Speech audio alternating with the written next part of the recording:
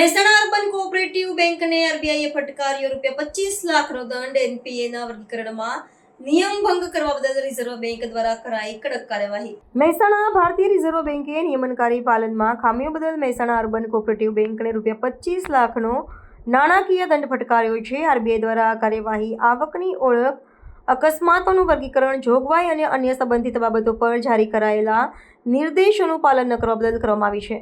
આ દંડ banking regulation act 1949ની જોગવાઈઓ હેઠળ લાદવામાં આવ્યો છે.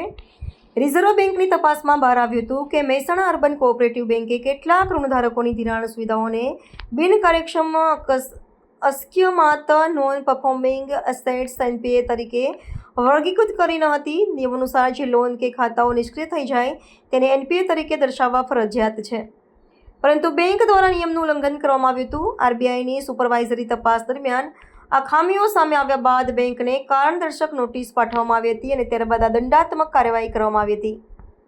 આરબીઆઈએ સ્પષ્ટતા કરી છે કે આ દંડ ફક્ત નિયમનકારી પાલનમાં રહેલી ખામીઓ પર આધારિત છે અને તેનો હેતુ બેંક દ્વારા તેના ગ્રાહકો સાથે કરવામાં આવેલા કોઈપણ વ્યવહાર અથવા કરારની માન્યતા પર પ્રશ્ન ઉઠાવવાનો નથી.